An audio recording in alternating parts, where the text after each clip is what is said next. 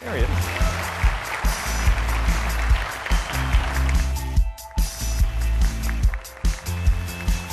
Thank you, sir.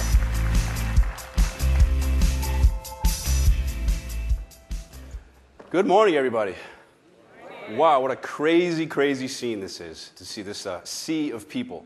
Such a transformation, if you will, from the first two Always On symposiums that we had with the number of people. I think last year we had about 300 or so people, and I think we're at 430 or so people here today. So give yourselves a round of applause. This is a huge transformation in and of itself.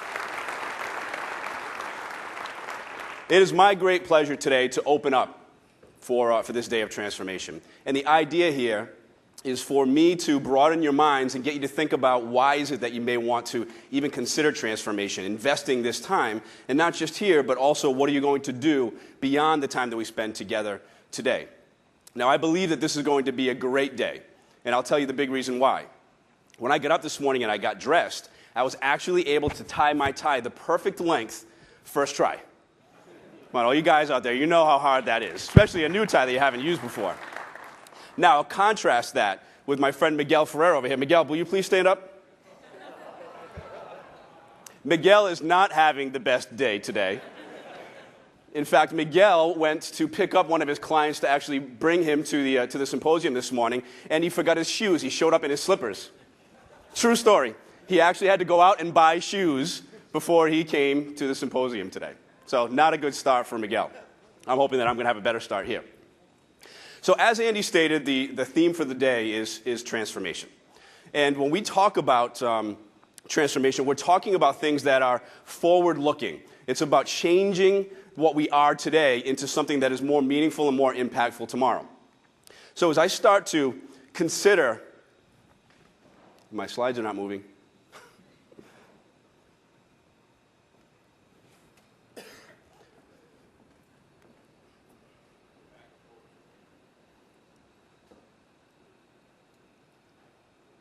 It's always the AV. Pardon me, folks. So, I think everybody would agree with me when I say that today, the world as we know it is transforming itself in very significant and meaningful ways. And I'm going to talk about a number of those things as we progress for the next hour or so. With every one of those changes comes a great amount of trepidation. It can be a really scary time for us. But at the same time, instead of focusing on the things that are challenging or that we have to overcome, I would submit that we need to focus down the road. Now, many of us, when we first started driving, you can go back in your memories with me, when you first started driving and you're going down the highway and you're trying to stay in your lane, you had a tendency to look at the dotted line or the yellow line. And as you focused on that, what always happened? You end up veering towards that line. When we focus on the things that we're trying to avoid, we are inadvertently drawn to them. It's like a moth to a flame. So what we need to do is instead of focusing on the obstacles and the challenges that are represented by these trends, these mega trends, or any other technology trends that are presented to us, we need to broaden our minds. We need to look down the road. We need to be watching the horizon and thinking about the opportunities that these particular trends might present to us. Now, I'd like you to take a little step back in history with me. Imagine it's 1905, and you are the CEO of a fourth-generation buggy whip manufacturing company. Your company's been in existence for 100 years in New England, selling buggy whips and servicing the carriage and wagon industry, and been very successful. However, again, it's 1905, and your business has been slowly but steadily declining for the last 5 years. You try everything from repackaging your products, creating new products, investing in sales, investing in marketing, leaning out your efficiencies. You throw the entire CEO manual of the day at the problem, and still your business continues to decline. Now hold that thought. We're going to revisit this model at the end of the presentation. And what I'd like you to do is to consider this one question. Why isn't anything working? I'm doing everything that I can. Why isn't anything working? So hold that thought. Now, before I go any further, let's discuss what a megatrend is. Has anybody heard the term megatrend before? Show of hands. Yeah, many of us have heard it in other circles. It's not an uncommon term. And if you heard it for the first time when we sent the invitation out to you to join us at the Always On Symposium, that's great too. But we believe that the reason these trends, which, by the way, when I get into them, you're going to notice that there are technology underpinnings, and that those trends have been in existence for some time. Why is it that we believe that they're mega versus just regular trends? I mean, most of us here are technologists. We see technology trends come and go all the time. We believe that these trends are mega because they are, one, they are happening on the grandest of scales. Two, they are impacting all of us in numerous different kinds of ways. And three, they are fundamentally changing the world as we know it. Now, just like a tsunami, you see our little image that we have, up on the screen here, just like the tsunami, we see these tsunamis coming. We see the water receding from the shoreline. We feel the tremors, and we know that there is a giant wave that's coming. We have a choice to make. We can run and hide and try to get out of the way. We can just let that wave overtake us, or we can paddle really, really hard in the same direction that the wave is going to hit and hope that we can get up on top of that wave and ride it for all it's worth. Now, I know the tsunami is a little bit of an extreme wave for us to be surfing on, but you sort of get the idea. So, let's talk about what these 4 megatrends are that I want to talk about today. The first one is social. The second one is visual. The third will be mobile. And the fourth is virtual. Now, each of these trends, or megatrends as we call them, are significant in and of themselves, in their own right. However, we believe that it is a combination of these 4 things that is really creating the perfect storm that is changing the world in which we live, and we have no choice but to do something about it. Now, let's discuss each of these in a bit more detail. We're going to begin with social. Now, when I think of the term social, I think of this tendency that humans have to pull together and to group and to share for purposes of security, for purposes of comfort, for purposes of validation. It's about building these cooperative and interdependent relationships. We're a social species. Would everybody agree? We're all here in a social kind of way. There are a number of other social species out there, and we may be at the top of the social food chain, if you will. But we believe that this is a megatrend not simply because of the social tools that we'll discuss in a moment, but because all of these tools and the ways that we are interacting with them is significantly changing and transforming the ways in which we socialize as a society today, and will for the very distant foreseeable future. Now, I'd like you to take a look at a video here, which will lend a little bit of the grand scale of social to you.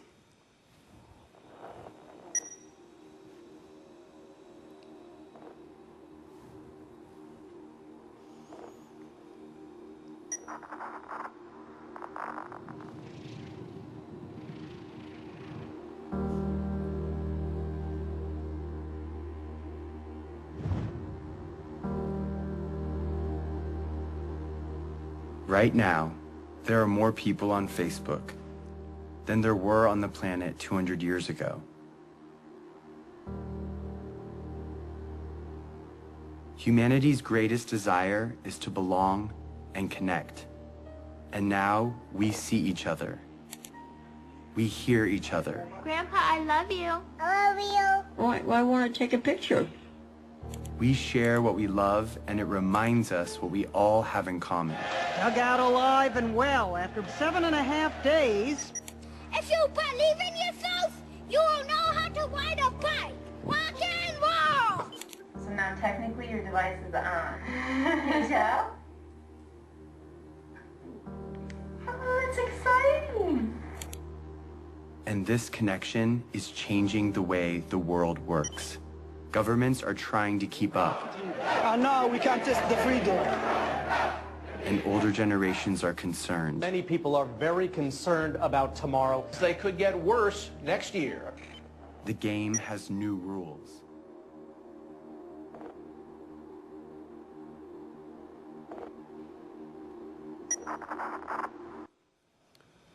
Share a little bit more on this clip later. How many have seen that clip or know that that is the first minute 30 of an even bigger clip that is quite amazing, and I'll share that with you momentarily. But clearly it shows the breadth and scale and transformation that is occurring with the ways that we interact and we can make things happen in our world. Now, we see this social megatrend playing out, if you read between the lines, of some of the most iconic periodicals of the day. So one of those being, say, Time magazine. Now, Time magazine is well known for, well, basically telling you what's going on today in this particular period of time, and interpreting that for you. Now, on an annual basis, Time publishes a Person of the Year issue. And that is intended to let you know who they believe is the one that represents what's happened in that year, has been most meaningful about that particular period of time. So now let's go back to 2006.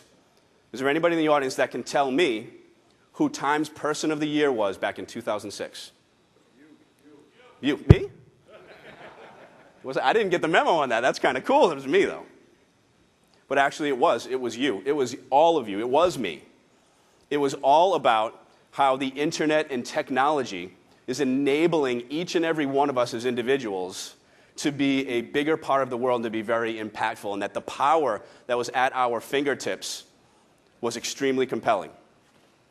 Fast forward 4 years. Anybody have any idea who the Person of the Year was in 2010? Anybody? I hear Mark Zuckerberg back here. Mark Zuckerberg was the Person of the Year.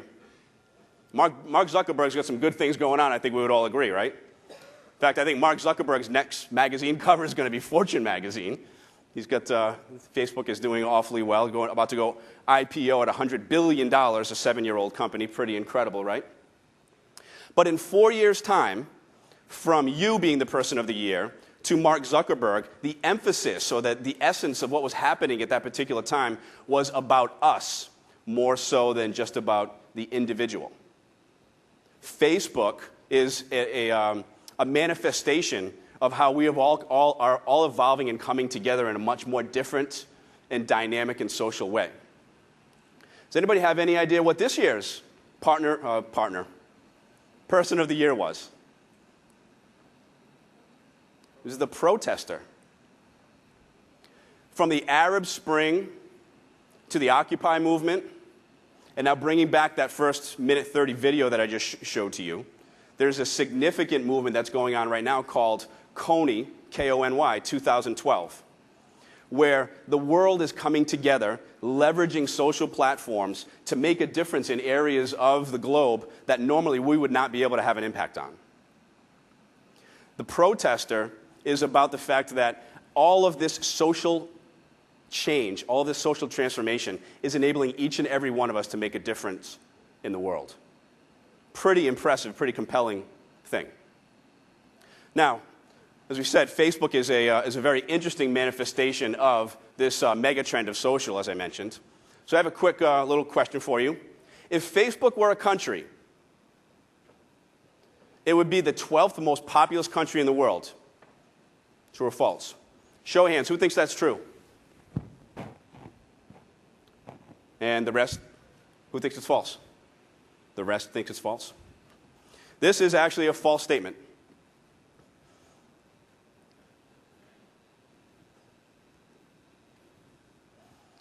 In fact, Facebook is 800 million in population. Does anybody know who the largest population in the world is? Which country? China. Number 2? India. Number 3? Facebook. Well done, Miguel. But it's the U.S. at 313 million. So Facebook is 2.5 times the size of the United States. Talk about a compelling, meaningful, uprising, if you will, or conglomeration of individuals. Now, it's anticipated that Facebook will reach 1 billion subscribers or users by August of this year. At that point, there will be a larger population of Facebook than there is in basically the entire Western Hemisphere. Wow. And in other areas of the world, China and Brazil, they have other social platforms that they use that are not the biggest, that are not Facebook, but are big there. There's a huge opportunity for Facebook to improve and grow their size there. So we see 800 million, even 1 billion, you say the sky is the limit. There are 7 to 8 billion people on the planet today. There's plenty of opportunity for growth and for us all to come together and be able to leverage these platforms in a more global kind of way. Now, while Facebook is really compelling, the whole concept of social isn't just about a tool that allows us to get together and see what each other is up to and tell each other where we're going and what we're buying and what we're thinking about. There are lots more platforms and tools and things that can be done in a more social way. This is more about how our consciousness, how we as human beings are interacting with one another and how our brains are actually evolving in that way. There are a myriad of different types of platforms and tools that are available out there to connect us. And while these tools are becoming more and more multi-generational, it really is the younger population, Gen Y, the millennials, the young population that is graduating from college today or has recently entered the professional workforce. They've all been wired for this. I have a 14-year-old and 11-year-old at home. I cannot pull the iPad out of their hands. This is just the way that our next generation is developing. This is what they've grown up with. This is what they're used to. And what's really compelling about this, it's so high priority for them that they consider freedom of use of a social platform when looking at who they're going to work for. So 10 years ago, when you were looking at who's my next employer going to be, job location was a significant consideration. Would we all agree with that? This younger generation, it's not about job location anymore because they can connect with anybody in the world from any place, and they don't need to worry about where they're physically located. It's more important to them that they be able to have access to the internet and have access to these social platforms in order to collaborate and be part of the global community. So here's a quick survey for you. You're going to see a number of these that will come up through the course of the day. I'd like to see those cell phones that we typically tell you to put away, if we could all pull those out. This is a text response. For those who were at the Always On Symposium last year, you recognize this. The question that I have is, what percentage of young professionals would reduce salary in order to have social network and device freedom? You text to the number 22333 and enter the keywords 10 PCT, 21 PCT, or 33 PCT, based upon what your answer is. And I'll give you a minute to do that. We need some Jeopardy music here.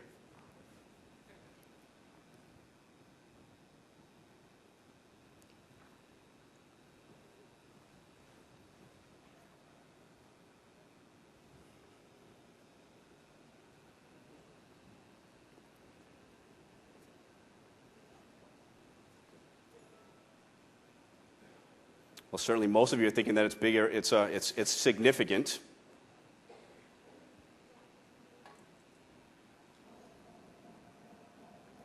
So about a third of your answers are in so far. The answer is 33%. 1 out of 3 young individuals, young professionals, would actually trade dollars for the ability to interface with the global community. This is just the way that they're wired. This is the way that they socialize. Can you believe that? By the way, this social freedom that they crave is not just about Facebook. It's not just about MySpace. It's about a whole bunch of other tools. We see some of those familiar logos here that enable us to connect and share. If you consider the fact that thousands upon thousands of people actually share cars using a social platform like Zipcar, that's a pretty different concept, right? Any Zipcar users in the house? There are a handful of them. Great. One of my favorite ones is a site called GigWalk.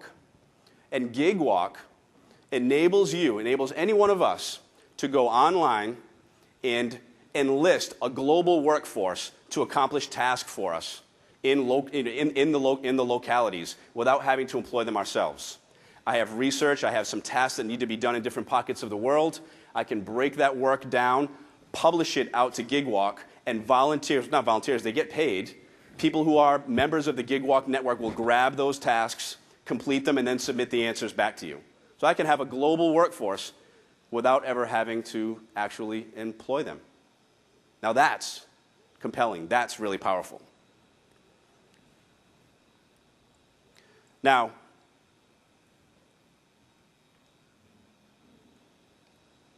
these megatrends are not just about the tools and technologies that enable us to connect. That's not what we're trying to talk about here, even though we're talking about different sites and different tools. It is, however, about how the human race is moving forward in driving progress. This is what we do. We're always moving forward. Each step in our progress builds upon the progress or the knowledge or the experiences that somebody before us has actually accomplished. Let's take our friend Sir Isaac Newton, for example. As Sir Isaac Newton so eloquently says here, if he had spent his entire lifetime trying to have the same experiences and go through the same learning process that Copernicus and Kepler and Galileo went through, he never would have had time to define universal gravity or to come up with the 3 laws of motion. He had to leverage the experiences and the knowledge of those that came before him. Now, if he hadn't done the things that he did, Einstein would not have been able to do the brilliant things that he's well known for.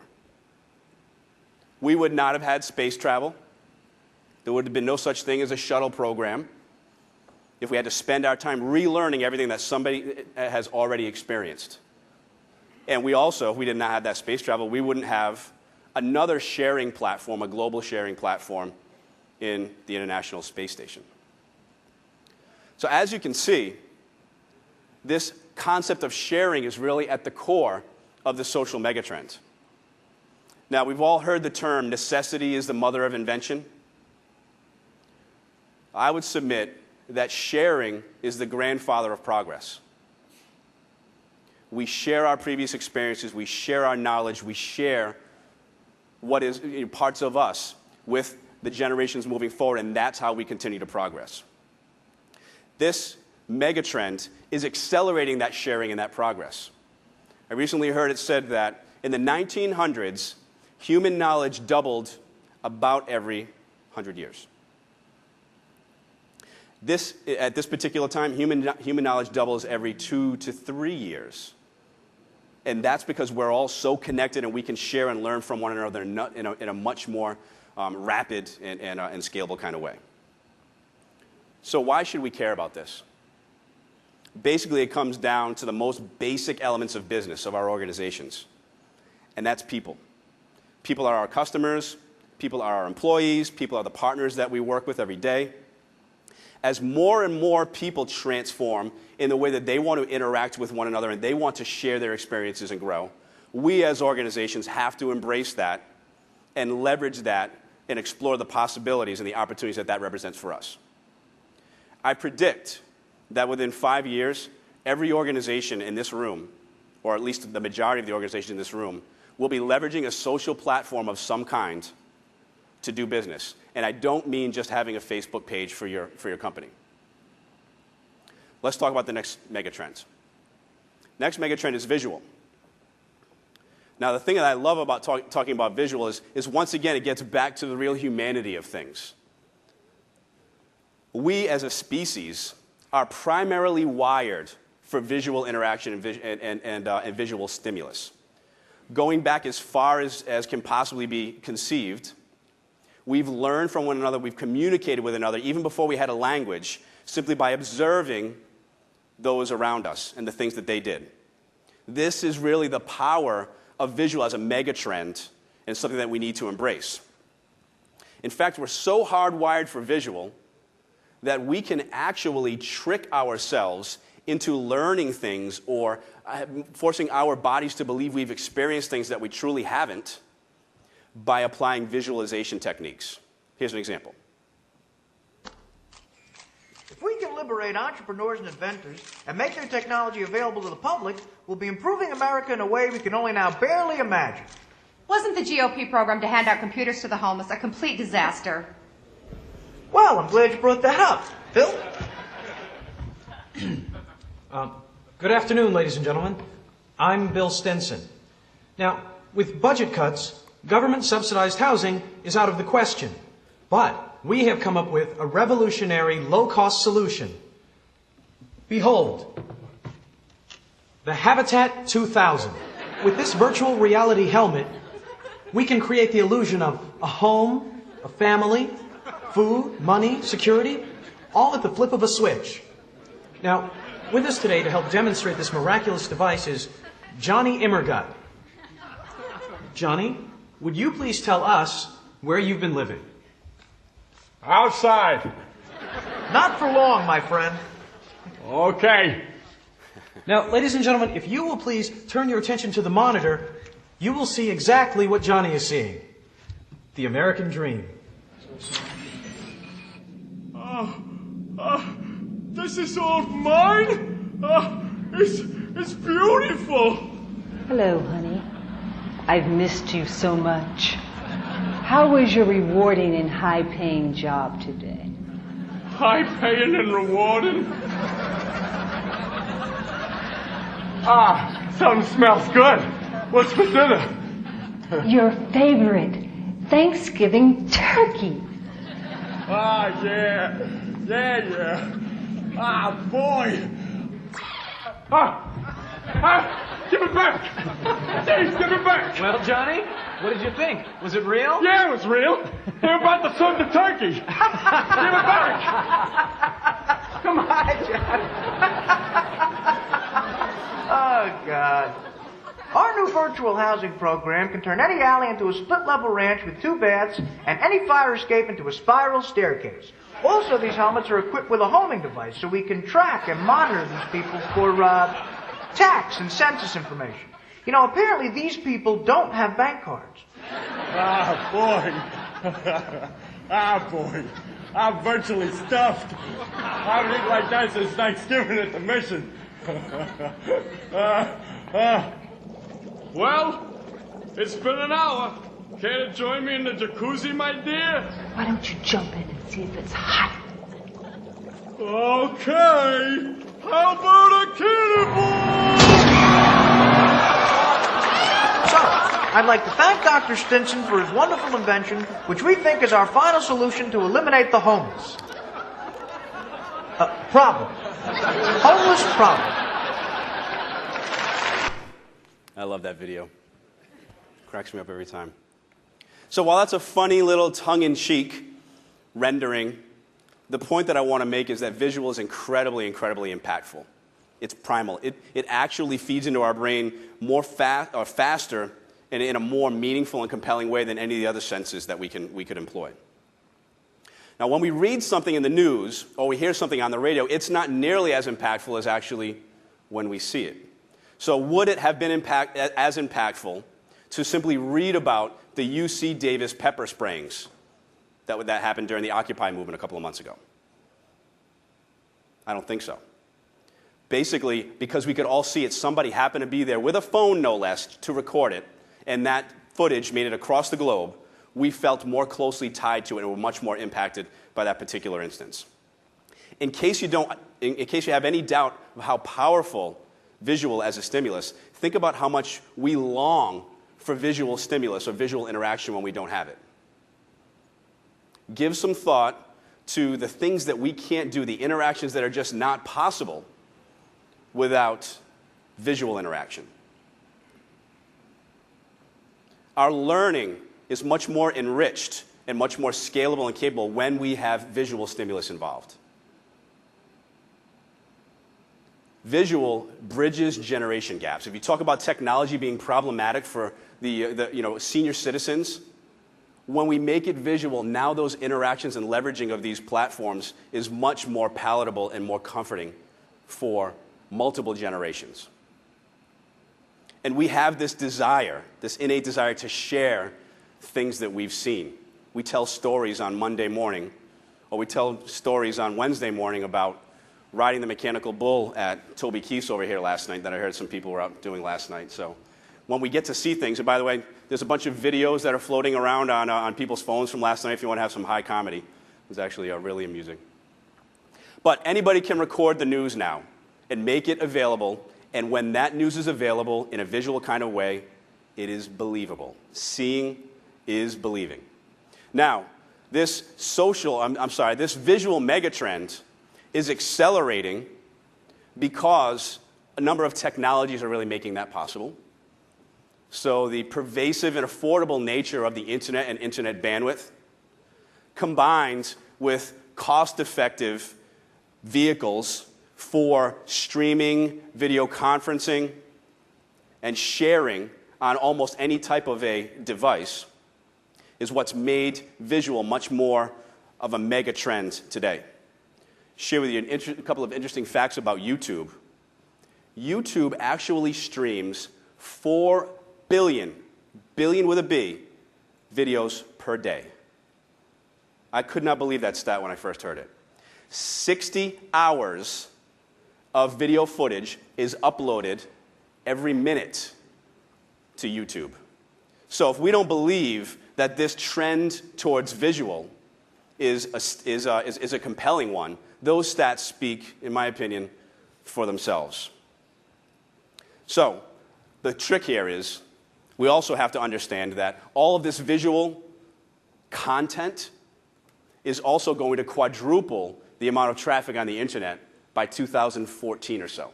So there's some things that we need to get ready for.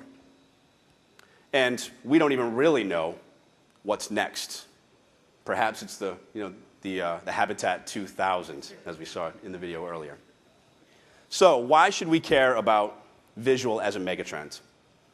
Besides the visual megatrend having a significant impact on our technology infrastructures, video is much more sensitive to issues on the network. It consumes large amounts of network bandwidth. It consumes large amounts of space and storage when we have to. These are all things that we have to have in consideration. But instead of that, we need to focus more down the road on the heightened impact that visual has on all of us as human beings. So our businesses need to be thinking about, in what ways can I leverage this innate, this primal need that humans have to socialize and to experience visually with one another. We're starting to do this today ourselves. A few of the clients in the room actually are doing high-definition video conferencing with us in our support center. So we take a support call, we need to have a meeting or a conference call with that particular customer. We're leveraging high-definition video conferencing, and it's because there's a desire there to have an even more meaningful and heightened interaction, and visual makes that possible. Next megatrend is mobile. Now, when I first saw this image here, I wondered whether this guy was running from work or if he was frolicking through the meadow. I said frolic. I did use frolic. Frolicking through the meadow, celebrating the freedom that he now has. Now when I look at it, all I can do is I picture Andy Sachs running up and down this stage. But really, mobile is a significant megatrend, not just because of the mobile phones and the mobile networks and how that continues to accelerate. More, it's about how important these devices and this connectedness has become to us. So show of hands, and be honest. How many of you are more likely to drive back home an hour to pick up a forgotten mobile device versus going back to pick up your wallet or your purse? Show of hands. A significant number of you. I'm certainly one of those. I will drive back an hour and a half to get my phone if I have to. But I asked that question in the past, and I asked myself, why is it that we feel that way? Now, recently, I had my team go on a little retreat, and our friend Andy Sachs here did a little training exercise for us where we were talking about public speaking. And I learned from Andy that the single biggest fear that human beings have is public speaking. Can you tell? Petrified up here. But the reality of it is that we would prefer to be in the coffin at a funeral than to be up at the podium doing the eulogy. Now, the reason for this is quite primal as well, and goes back to human nature and our historic development. Now, think back to the earliest times when you had social units that were joined together. If somebody were separated from that social unit, they potentially became what? Bait, prey. As soon as you were separated from this safety blanket that you had of being in a group or in a herd, if you will, you were potentially going to be prey. Now, we have this this genetically wired fight or flight mechanism that exists in our body. So our heart rates go up, our adrenaline pumps, our palms start to sweat, all of these. And I won't get into the details of why each of those particular things happen. But when you become disconnected from that safety, you experience a great deal of anxiety. I believe that the reason that we would drive all the way back to get our phones, and why we feel so uncomfortable and anxious when we don't have those devices with us, even if they're turned off, is the same as being up here public speaking or being separated from the herd. We feel disconnected. We become so accustomed to how reachable we all are and all of those that we interact with and that we belong with and belong to are. Now, simply put, I believe that mobile is about connectedness. And if you don't think that this is continuing to accelerate, because let's face it, we all have mobile phones, and there's tons of mobile phones that are out there, I have another survey question for you. So, currently there are 7 billion people or so on the planet. How many mobile device subscriptions do you believe there are? Submit your text to 22333, and the keyword is 1 bill, 3 bill, 6 bill, or 7 bill. I'll give you 30 seconds or so to submit that so that we don't have all that awkward silence while I'm up here.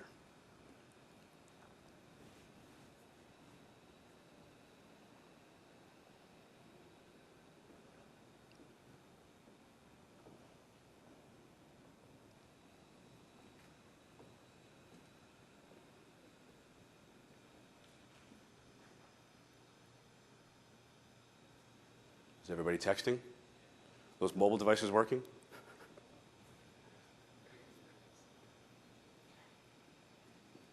All right, I'll continue on while that comes up. The answer is actually 6 billion.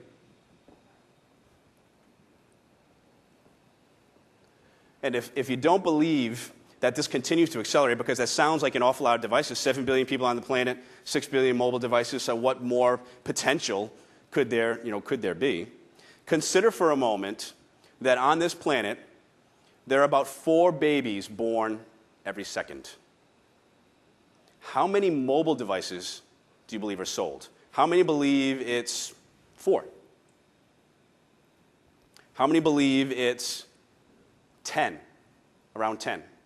So we get a few hands down here. How many believe it's between 10 and 20? Show of hands. More than 20. Can you believe the answer is 40? 40 mobile devices sold every second. So the population isn't even growing as quickly as the number of devices are. So this continues to expand and accelerate. There are 48 million people on this planet, catch this one, 48 million people on this planet that have no electricity in their homes, but they have cell phones. So one scratches your head and says, well, how is that possible? I'll let you figure it out. So when we consider this, you see that this mobile technology and this mobile trend is continuing to accelerate. Mobile technology, in fact, is becoming the great equalizer for those people who otherwise would be disconnected from the rest of the global community, as evidenced by those 48 million people with no electricity, but with mobile connectivity. Now, what does this mean to business? You know, when we talk about mobile and what it's done, mobile has made it so the line between professional and personal is all but non-existent today. Everybody agree with that? I was so excited when I got my first smartphone from Atrion. And I thought I'd be cool because I was the guy who got it first. And then I realized that this was now my ball and chain, and that I was always going to be accessible and reachable and expected to respond, in a moment's notice. Our society is steadily evolving from a work week society to one that is about working moments. We squeeze in work wherever it fits. I'm at the grocery store. I get an email that I can respond to quickly. I am working, albeit for 30 seconds. Work is no longer a place that we go to due to this mobile megatrend. Instead, work is an activity that, good, bad, or otherwise, we are undertaking all day, every day, even while we're going about the personal things that we enjoy in our lives. Now, because more and more organizations are leveraging mobile and expecting you to be available during your personal time, there is an upswell of demand from those mobile users that they should be able to use these devices and use this technology for personal use as well. Therein lies one of the biggest challenges that we all have in the face of this mobile megatrend, is how do I keep my organization safe? How do I manage costs when I have both personal and professional going on with this technology that we've deployed? Now, this is becoming more and more personal. I find it really interesting how much we clutch to and how much we identify with our mobile devices. So I'll bet you in the audience right now there's at least one iPhone that's bedazzled. These actually become manifestations of our personalities. Tim Hebert's phone is bedazzled, actually. It's really cute.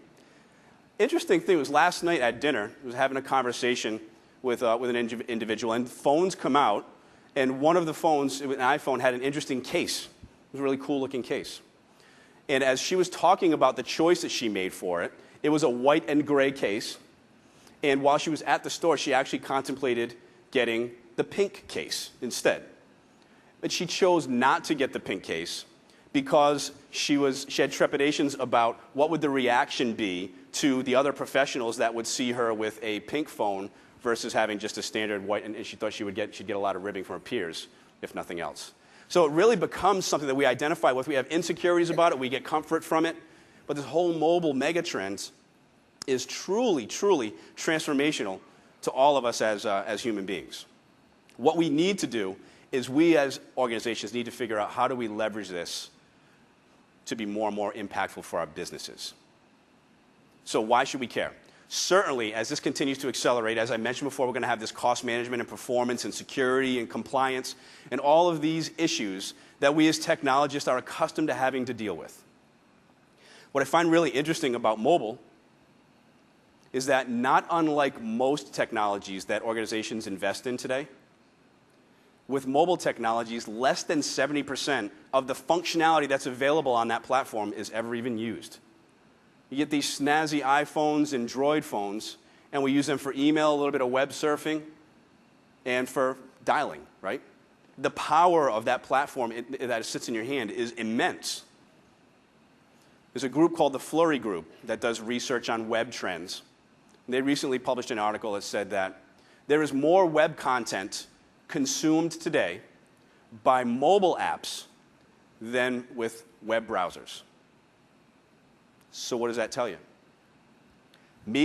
It tells me that the world is getting a lot more used to interfacing with the things that are important to them on these small mobile platforms.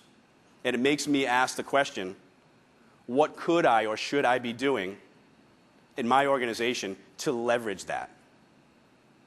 I believe that every one of our organizations will, over the next 2 to 5 years, see a need or a significant increase in budget to mobile app purchase or mobile app development. If we want to maximize the productivity that our employees can have by having these mobile platforms, readily available to them, we have to make it quick and easy for them to access what it is that they're looking to access. Mobile apps enable that to happen. Now, the final megatrend is virtual. And I know when you hear me say the word virtual, we naturally start to think about, because a lot of us are technologists in the room, we think about virtual computing. We think about VMware. We think about virtual networks, virtual storage, virtual XYZ. And while those are important things, don't take me wrong, the big piece about virtual is that it's about more than just how the technology is provisioned and managed on the back end. Now, show of hands, how many of your organizations are virtualized to some degree today? Significant, probably everybody in the room, I would venture, to some small degree is virtualized. Gartner predicts, this is a growing trend, Gartner predicts that 60% of all server workload will be virtualized by 2014. Strangely, that doesn't even seem like all that much to me. So there's still a huge amount of upswell and growth that's going to occur in the virtual technology space. I have a quick quiz question for you. Can anybody tell me when what the month, day, and year was of the first football game that was played here in Gillette Stadium? Give you 30 seconds to get the answer.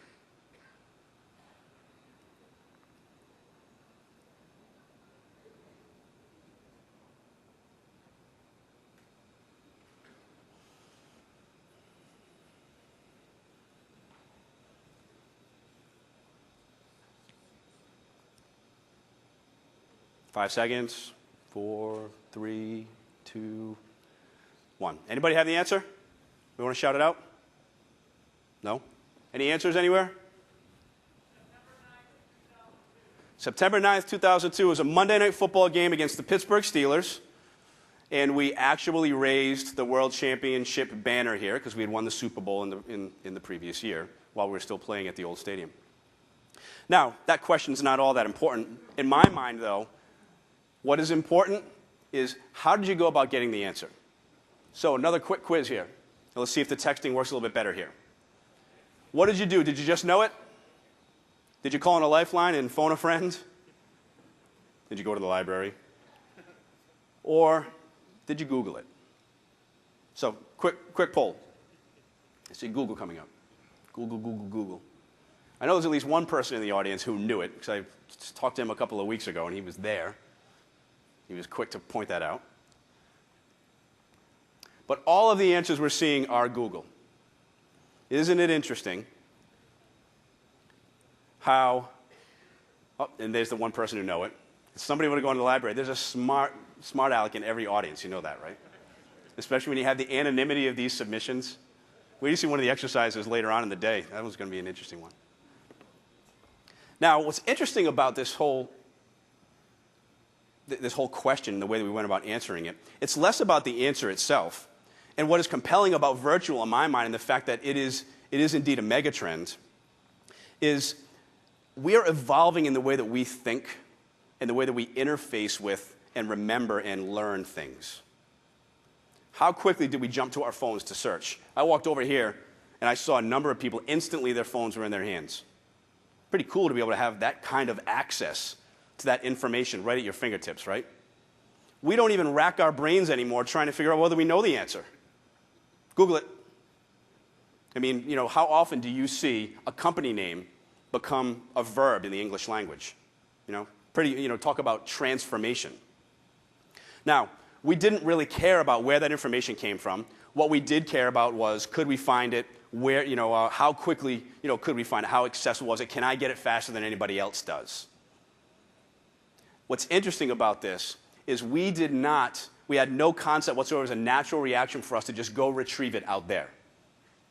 What's happening to us as human beings is we are evolving in such a way that our brains have expanded and our knowledge has not just expanded inside our own skulls.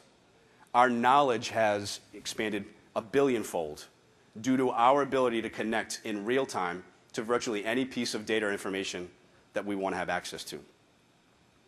It's almost frightening. Certainly, it's compelling. Now, I believe that we're evolving as a species mid-generation. That's unusual, right? You typically see evolution happen generation to generation. Mid-generation, it's my assertion that we're evolving as a species because we don't focus as much as we used to. We don't have to. We don't memorize as much as we used to because we don't have to. We can easily Google it or gain access to whatever it is that we need to.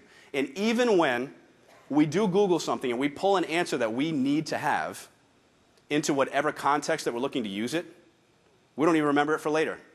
I'll bet you 6 months from now, none of you will remember that the first game here at Gillette Stadium, I'll bet you 60 minutes from now you won't remember that it was September 9th, 2002. We just don't focus or pay attention. The way our brains work, the way that we interface and interact with the world is just considerably different now. By the way, I blame TiVo for this. I actually find myself looking to rewind people in conversations or when they're up on stage, kind of like, oh, geez, I missed something. I wasn't paying attention. I want to rewind that. I literally found myself doing that. I'm like, oh my God, I'm becoming a Neanderthal. This is crazy. I'm going backwards. I'm not evolving. But the reality is this is what's happening. We are accustomed to being able to easily and seamlessly access information and get whatever it is that we need for whatever purpose that we have for it. Now, everybody remember this movie? 1999. God, it was so long ago. The Matrix. What a really cool movie. How many saw The Matrix? When we first saw it in 1999, we thought it was pretty darn far-fetched that humans would basically just be plugged into this giant computer, and that was, all of our experiences and everything that was going on in our worlds was actually something that was a whole bunch of code that was written that we were just plugged into. But in a sense, isn't that what's happening now?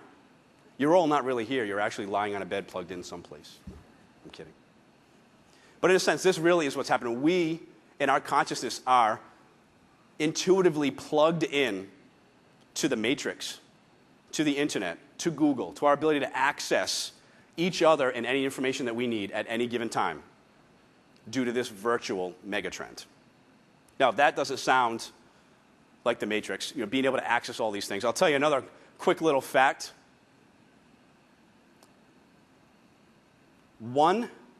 2 out of every 3 of these young people that were surveyed by Cisco's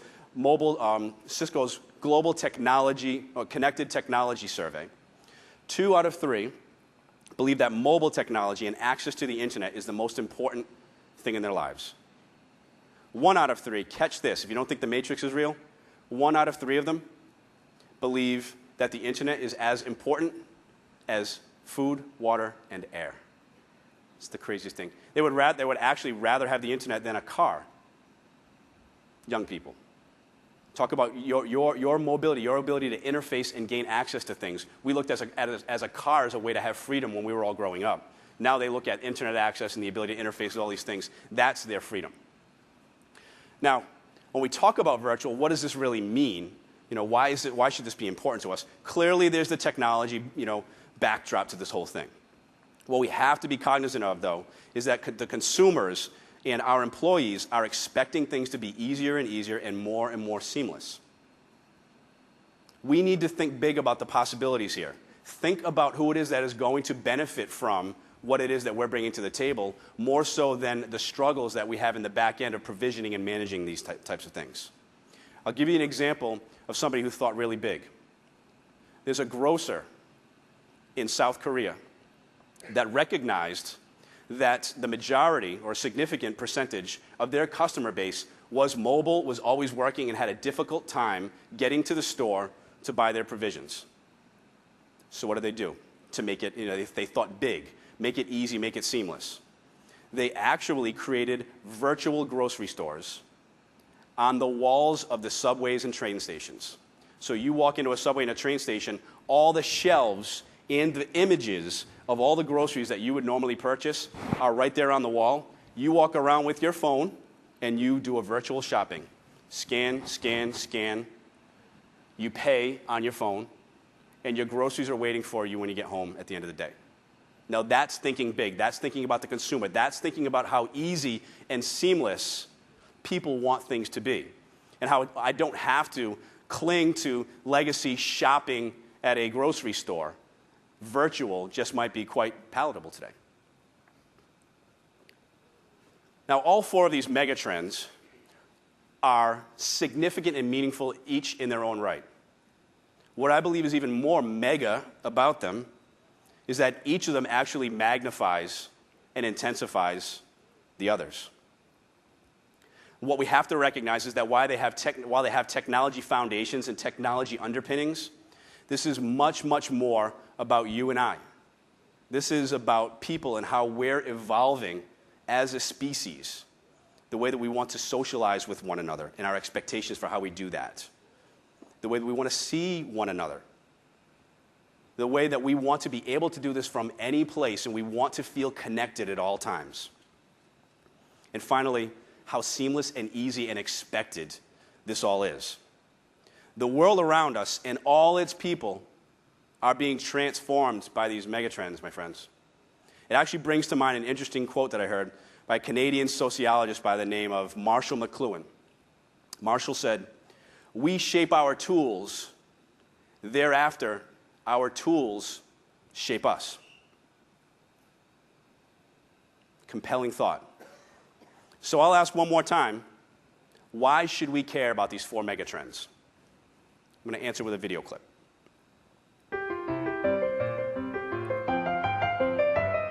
Clearly, somebody in this room murdered Lord Smythe, who, at precisely 3:34 this afternoon, was brutally bludgeoned to death with a blunt instrument. I want each of you to tell me your whereabouts at precisely the time that this dastardly deed took place. I was polishing the brass in the master bedroom. I was buttering his lordship's scones below stairs, sir. Why, I was planting my petunias in the potting shed. Constable, arrest Lady Smythe. But how did you know? Madam, as any horticulturist will tell you, one does not plant petunias until May is out. Take her away. It's just a matter of observation. The real question is, how observant were you?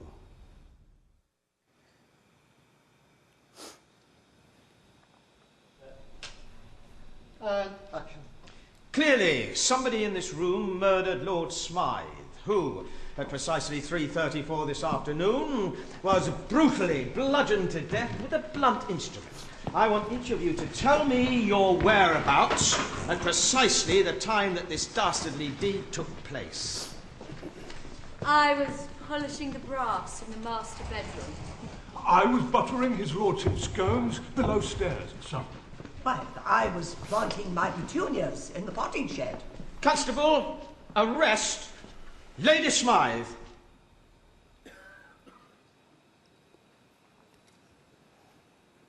So why should we care about these 4 megatrends? It's been said that the companies that sustain, organizations that sustain, are the ones that are most in tune with the environment and the things that are going on around them. We need to focus not intently on the challenges that the technology trends put in front of us, but more on what the opportunities are for us as organizations in interfacing with the people who are our constituents, our consumers, our employees, our partners. Now, before we wrap up, let's revisit our friends at Acme Buggy Whip, as I had said we would. Now, if you recall, I asked you to imagine yourself the CEO of Acme Buggy Whip, and that while you'd had a thriving business, I'm not going to whip anybody, except maybe Tim. And that their business had been thriving for 100 years, but in 1905 they were undergoing 5 years of rather steady downturn. The CEO had tried basically everything: invest in sales, invest in marketing, repackage your products, lean out the operations, again, use the CEO manual of the day and apply all the techniques, and nothing seemed to be working. So I ask you all to consider, why do you believe this isn't working? Any thoughts out there?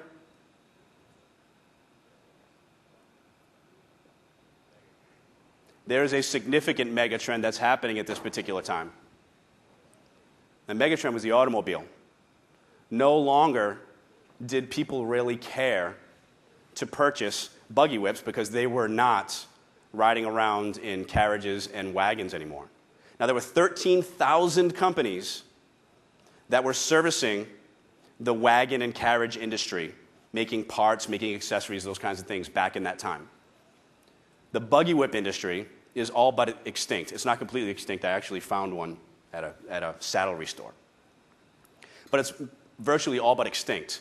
Other companies that made components and parts for that industry, however, ball bearing manufacturers, for an example, found a way to look past the challenges that were right in front of them and to reinvent and transform themselves in a way that was going to be more relevant and more meaningful to what the consumers were looking for at that time. This was a megatrend that the buggy whip manufacturers chose not to pay attention to. Interesting parallel with that megatrend is that if you look at the automobile, even the carriage prior to that, it was all about connecting people and making it possible to shrink the geographies and enable us to be visually in front of one another, to interact and to communicate with one another. So some of the megatrends that we talk about today, which again are all about people, they really were kind of the same megatrends back there.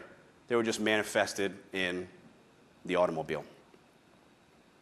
So In closing, what I would like to ask us all to do is think about our businesses in ways that are bigger and broader and more forward-looking. Don't focus so much on the challenges that any one trend represents, although that's the due diligence that you have to practice. Instead, focus on what are the opportunities that might be represented by this particular trend or megatrend that's in front of me. We may find that the opportunities far outweigh any challenges or obstacles that might be represented by them. Let's use today as a catalyst to transform ourselves in such a way that we would never become like the buggy whip makers. Thank you very much, and enjoy the rest of the program.